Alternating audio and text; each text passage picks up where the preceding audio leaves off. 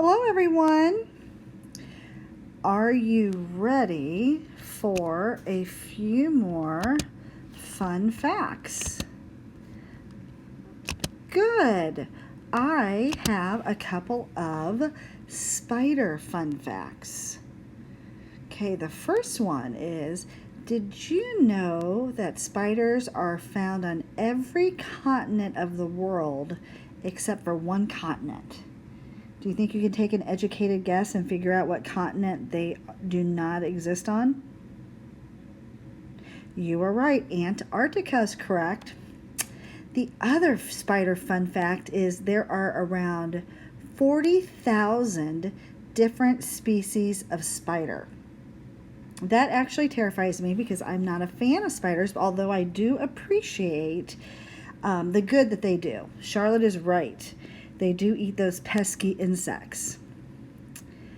Let's see. Another fun fact is, and you already know this, most spiders make silk, which they use to create spider webs to capture their prey.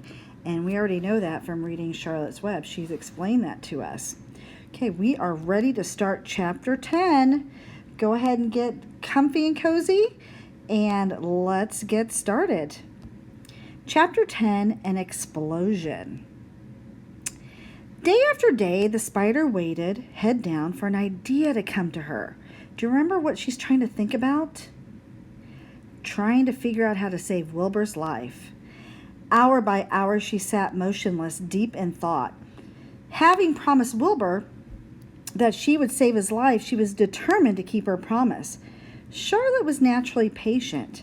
She knew from experience that if she waited long enough, a fly would come to her web, and she felt sure that if she thought long enough about Wilbur's problem, an idea would come to her mind. Finally, one morning toward the middle of July, the idea came.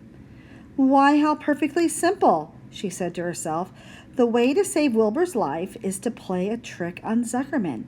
If I can fool a bug, thought Charlotte, I can surely fool a man. People are not as smart as bugs." Now, that's a fact or an opinion? It is an opinion. It's what Charlotte thinks. Wilbur walked into his yard just at that moment. "What are you thinking about, Charlotte?" he asked. "I was just thinking," said the spider, "that people are very gullible." And let's see if we can look for some clues at what gullible means. What does gullible mean? Easy to fool, said Charlotte. So that is the meaning of gullible. "That's a mercy," replied Wilbur as he lay down in the shade of his fence and went fast asleep. The spider, however, stayed wide awake, gazing affectionately at him and making plans for his future. Summer was half gone. She knew she didn't have much time. That morning, just as Wilbur fell asleep, Avery Arable wandered into the Zuckerman's front yard, followed by Fern. Avery carried a live frog in his hand, and I suspect he has some small creatures in his pockets, too. What do you think, kids? I think so, too. Fern had a crown of daisies in her hair. The children ran for the kitchen. "Just in time for a piece of blueberry pie," said Mrs. Zuckerman. "Look at my frog," said Avery, placing the frog on the drain board and holding out his hand for pie. "Take that thing out of here," said Mrs. Zuckerman. "He's hot," said Fern. "He's almost dead, that frog." "He is not," said Avery. "He lets me scratch him between the eyes." The frog jumped and landed in Mrs. Zuckerman's dishpan full of soapy water. "You're getting your pie on you," said Fern. "Can I look for eggs in the hen house, Aunt Edith?" "Run outdoors, both of you, and don't bother the hens." "It's getting all over everything," shouted Fern. "His pie is all over his front." "Come on, frog," cried Avery. He scooped up his frog. The frog kicked, splashing soapy water onto the blueberry pie. "Another crisis," groaned Fern. "Let's swing on the swing," said Avery. The children ran to the barn. Now, the next part of the story, before I show you the picture, I want you to visualize what the swing in this part of the barn looks like. So when you're going to visualize, you're going to use the words that E.B. White has written, and you're going to paint a picture in your mind. Okay, you ready? Try not to show the picture. Mr. Zuckerman had the best swing in the county. It was a single long piece of heavy rope tied to the beam over the north doorway. At the bottom end of the rope was a fat knot to sit on. It was arranged so that you could swing without being pushed. You climbed a ladder to the hayloft, then holding the rope, you stood at the edge and looked down and were scared and dizzy. Then you straddled the knot so that it acted as a seat. Then you got up all your nerve, took a deep breath, and jumped. For a second, you seemed to be falling to the barn floor below, but then suddenly the rope would begin to catch you, and you would sail through the barn door going a mile a minute with the wind whistling in your eyes and ears and hair. Then you would zoom upward into the sky and look up at the clouds, and the rope would twist, and you would twist and turn with the rope. Then you would drop down, down, down, down out of the sky and come sailing back into the barn, almost into the hayloft. Then sail out again, not quite so far this time, then in again, not quite so high, then out again, then in again, then out, then in. Then you jump off and fall down and let somebody else try it. Mothers for miles around worried about Zuckerman's swing. They feared some child would fall off, but no child ever did. Children almost always hang on to things tighter than their parents think they will. Avery put the frog in his pocket and climbed to the hayloft. "The last time I swung in this swing, I almost crashed into a barn swallow," he yelled. "Take that frog out," ordered Fern. Avery straddled the rope and jumped. He sailed out through the door, frog and all, and into the sky, frog and all. Then he sailed back into the barn. "Your tongue is purple," screamed Fern. "So is yours," cried Avery, sailing out again with the frog. "I have hay inside my dress. It itches," called Fern. "Scratch it," yelled Avery as he sailed back. "It's my turn," said Fern. "Jump off." "Fern's got the itch," sang Avery. When he jumped off, he threw the swing up to his sister. She shut her eyes tight and jumped. She felt the dizzy drop, then the supporting lift of the swing. When she opened her eyes, she was looking up into the blue sky and was about to fly back through the door. They took turns for an hour. When the children grew tired of swinging, they went toward the pasture and picked wild raspberries and ate them. Their tongues turned purple to red. Fern bit into a raspberry and had a bad-tasting bug inside of it and got discouraged. Avery found an empty candy box to put his frog in it. The frog seemed tired after the morning swing. The children walked slowly up to the barn. They too were tired and hardly had energy enough to walk. "Let's build a treehouse," suggested Avery. "I wanted to live in a tree with my frog." Okay, you ready for the picture? Is this what you visualized? Here's the rope tied here, and then they jump, and then they swing through and back and forth. Looks like a lot of fun. I think I might be a little frightened to try it, but I think I would. "I'm going to visit Wilbur," Fern announced. They climbed the fence into the lane and walked lazily toward the pig pen.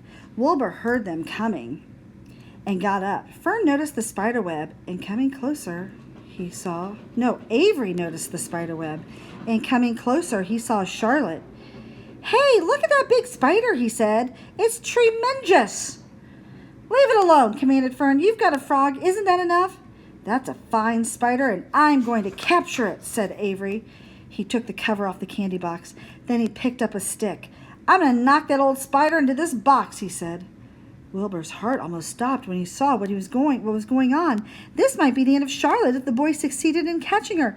"You stop it, Avery!" cried Fern. Avery put one leg over the fence of the pig pen. He was just about to raise his stick to hit Charlotte when he lost his balance. He swayed and toppled and landed on the top of Wilbur's trough. The trough tipped up and then came down with a slap. The goose egg was right underneath. There was a dull explosion as the egg broke, and then a horrible smell. Fern screamed. Avery jumped to his feet. The air was filled with terrible gases and smells from the rotten egg. Templeton, who'd been resting in his home, scuttled away into the barn. "Good night," screamed Avery. "Good night. What a stink. Let's get out of here." Fern was crying. She held her nose and ran to the house. Avery ran after her, holding his nose. Charlotte felt greatly relieved to see him go. It had been a narrow escape. Later on that morning, the animals came up from the pasture, the sheep, the lambs, the gander, the goose, and the 7 goslings. There were many complaints about the awful smell, and Wilbur had to tell the story over and over again of how the Arable boy had tried to capture Charlotte, and how the smell of the broken egg drove him away just in time. "It was that rotten goose egg that saved Charlotte's life," said Wilbur. The goose was proud of her share in the adventure. "I'm delighted that the egg never hatched," she gabbled. Templeton, of course, was miserable over the loss of his beloved egg, but he couldn't resist boasting. "It pays to save things," he said in a surly voice. "A rat never knows when something is going to come in handy. I never throw anything away." "Well," said one of the lambs, "this whole business is all well and good for Charlotte. What about the rest of us? The smell is unbearable. Who wants to live in the barn that is perfumed with rotten egg?" "Don't worry, you'll get used to it," said Templeton. He sat up and pulled wisely at his long whiskers. Then he crept away to pay a visit to the dump. When Lurvy showed up at lunchtime carrying a pail of food for Wilbur, he stopped short a few paces from the pig pen. He sniffed the air and made a face. "What in thunder?" he said. Setting the pail down, he picked up the stick that Avery had dropped and pried the trough up. "Rats," he said. "Phew! I might have known an old rat would make a nest under this trough. How I hate a rat." And Lurvy dragged Wilbur's trough across the yard and kicked some dirt into the rat's nest, burying the broken egg and all of Templeton's other possessions. Then he picked up the pail, and Wilbur stood in the trough, drooling with hunger. Lurvy poured. The slops ran creamily down the pig's eyes and ears.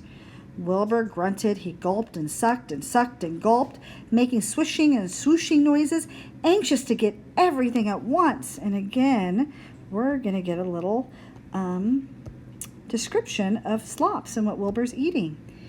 It was a delicious meal. Skim milk, wheat middlings, leftover pancakes, half a donut, the rind of a summer squash, 2 pieces of stale toast, a third of a ginger snap. That reminds me of Christmas around the world when we studied what country? Sweden, you're right. A fishtail, 1 orange peel, several noodles from noodle soup, the scum off a cup of cocoa, and that means just the tiny coating, if you leave your hot cocoa out for a little bit, and that coating at the top. Let's see, an ancient jelly roll, a strip of paper from the lining of a garbage pail, and a spoonful of raspberry jello. Wilbur ate heartily. He planned to leave half a noodle and a few drops of milk for Templeton. Then he remembered that the rat had been useful in saving Charlotte's life and that Charlotte was trying to save his life, so he left a whole noodle instead of a half. Now that the broken egg was buried and the air cleared and the barn smelled good again, the afternoon passed and evening came. Shadows lengthened. The cool and kindly breath of the evening entered through the doors and windows. Astride her webs, Charlotte sat moodily, eating a horsefly and thinking about the future. After a while, she bestirred herself. She descended to the center of the web, and there she began to cut some of her lines. She worked slowly but steadily, while the other creatures drowsed. None of the others, not even the goose, noticed that she was at work. Deep in his soft bed, Wilbur snoozed. Over their favorite corner, the goslings whistled a night song. Charlotte tore quite a section out of her web, leaving an open space in the middle. Then she started weaving something to take the place of the threads she had removed. When Templeton got back from the dump around midnight, the spider was still at work. Wonder what she's working on. I wonder if this is part of the plan.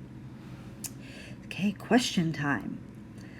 What did Avery Arable try to do to Charlotte? A, catch her, B, kill her, D, free her, or E, feed her to his frogs? A, catch her is correct. What smelly event occurred as the result of Avery's actions? How did it happen? You are right. Avery was trying to catch Charlotte, and he was standing on the pig pen. Then he lost his balance, and he landed on the edge of Wilbur's trough. Well, underneath the trough is the rat's nest where he kept the old goose egg. So the trough tipped over and hit the goose egg, but was hidden underneath. Because the egg had been sitting for so long, it exploded, and a horrible smell radiated. That means went through the air in the barn, and it was awful, a terrible smell. But the good news is it saved Charlotte's life. Okay, boys and girls, well, I enjoyed reading chapter 10 to you. It's one of my favorite chapters. I enjoy that chapter. Have a great rest